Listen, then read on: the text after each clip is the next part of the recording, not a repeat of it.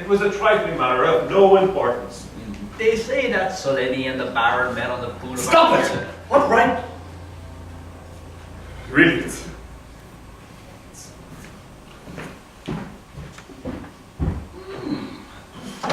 Near the theatre, and well, Soleni started behaving offensively, and the Baron lost his temper and said something nasty. And I don't know, it's all bunkum.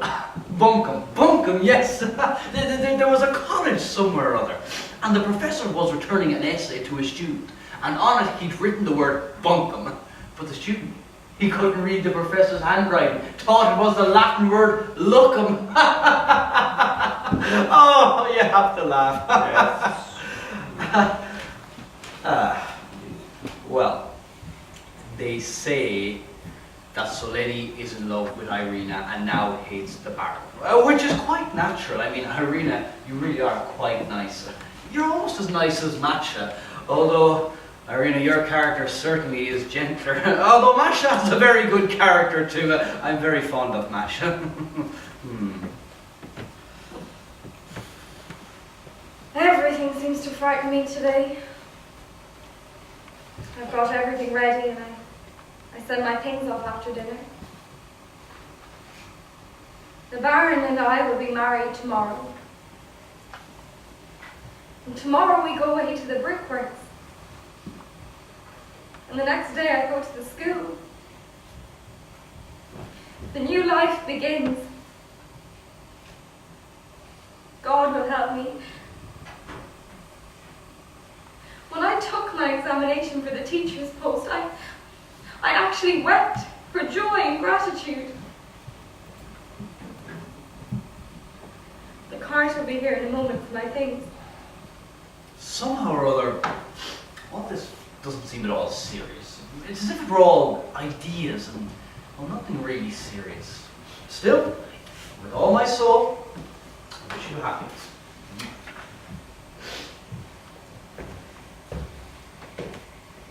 My splendid, my dear precious girl.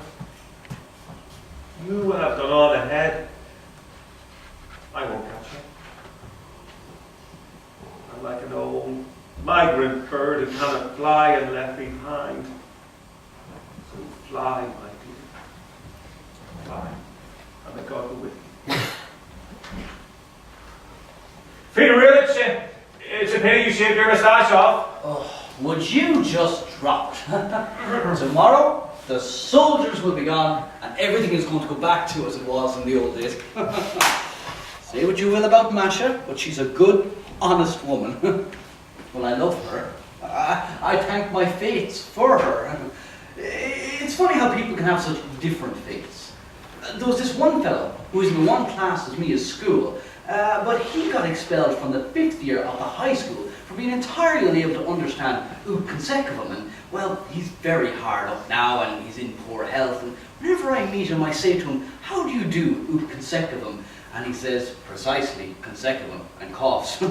But I've been successful my entire life, and I'm happy. I even have a Stanislas Cross in the 2nd class, and I now myself teach others Ut Consequum. Well, although I'm a clever man, well, cleverer than most men, but happiness, happiness, it isn't all bound up in that, you know. There's more.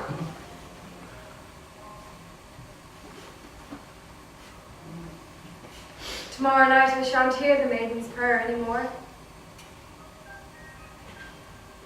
And I shan't be meeting Protopopov. He sits there in the drawing room, and he came to dig. Did the headmistress come too?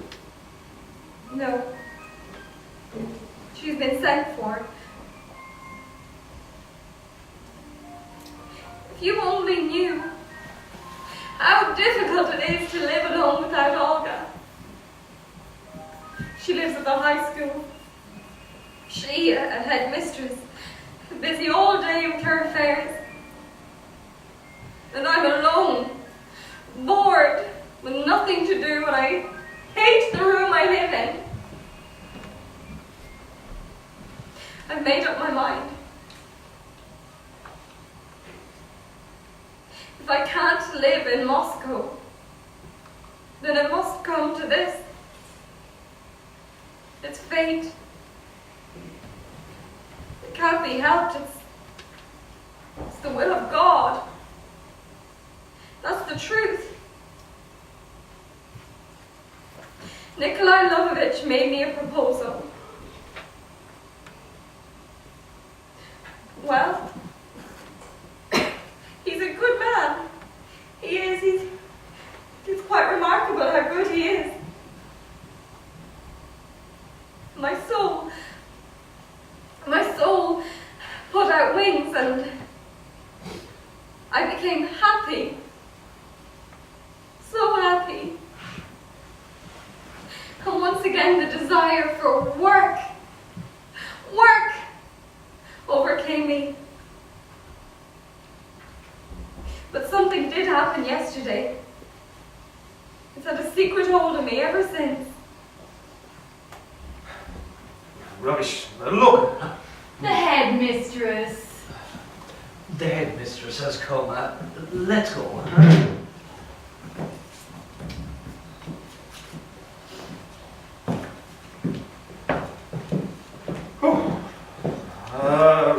Rabundia, it is my Washington. You are just sitting here. I don't want. Nothing.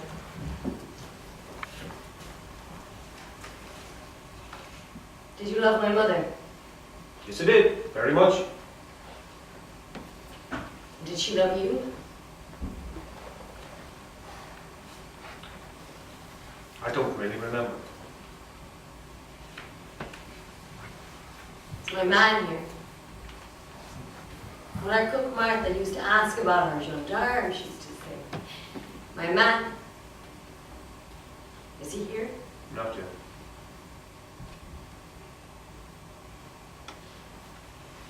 When you take your happiness in little bits, in snatches, and then you lose it, as I have done, you gradually become bitter, coarser,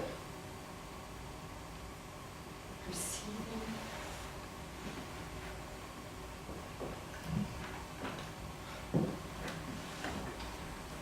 That's our brother Andre.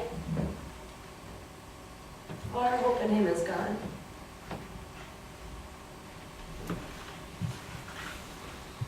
There once was a great bell. Thousands of persons hoisting it, which money and labor was spent on it. And suddenly, it fell. It was broken. Suddenly, for no reason. Andre's like that.